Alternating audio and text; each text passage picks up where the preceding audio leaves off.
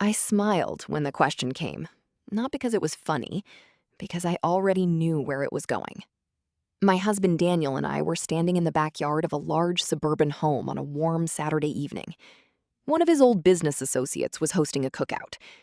People moved between patio tables, carrying drinks and paper plates. The conversations were easy, familiar, predictable. I had attended enough gatherings like this to recognize the pattern. The men discussed careers. The women were asked about hobbies, grandchildren, recipes, or travel. None of that bothered me by itself. What wore on me was the certainty with which strangers decided who I must be. Daniel had retired from a successful corporate career. Most people assumed I had spent my life following him from place to place, organizing dinners and supporting his ambitions. The truth was more complicated, and usually not worth explaining. I was reaching for a glass of iced tea when one of Daniel's friends turned toward me. "So," he asked casually, "can you cook?" A few people looked over. I shrugged a little. That answer should have ended it. Instead, another man laughed. "Come on, that's not a real answer."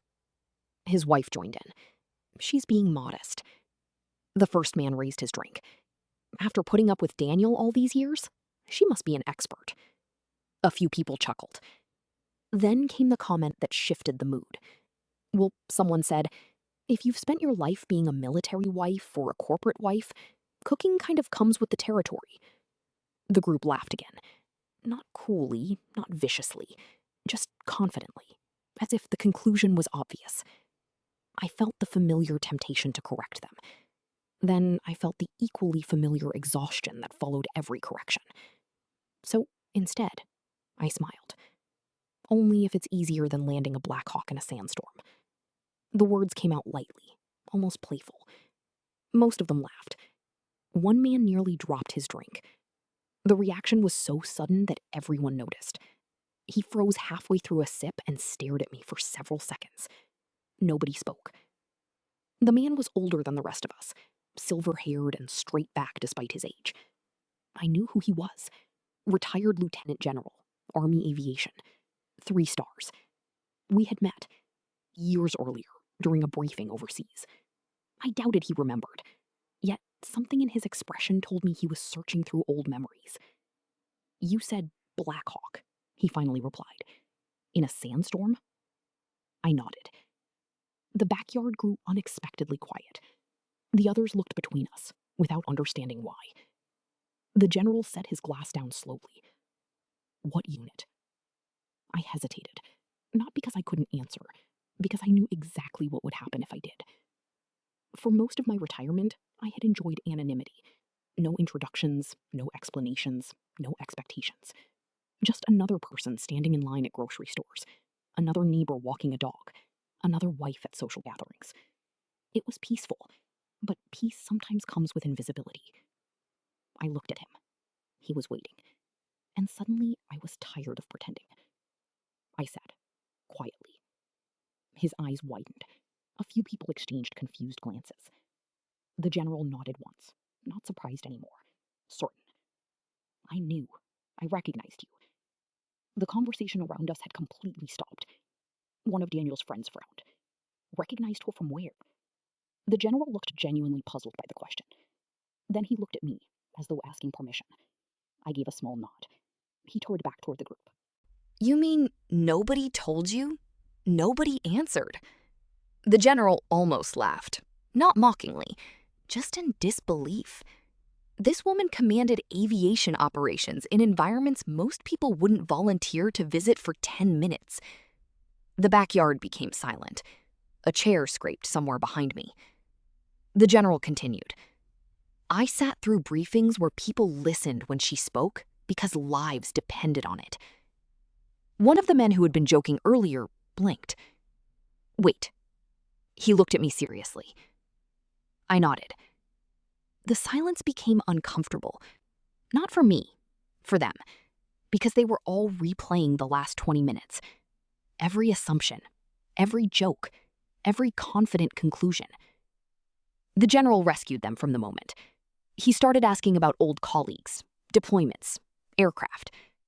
Most of the conversation was meaningless to everyone else, but the details were enough. Nobody doubted him. Or me.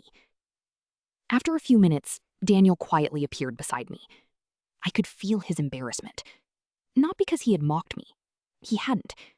Because he had allowed the assumptions to stand for years. At dinners parties, fundraisers, neighborhood events.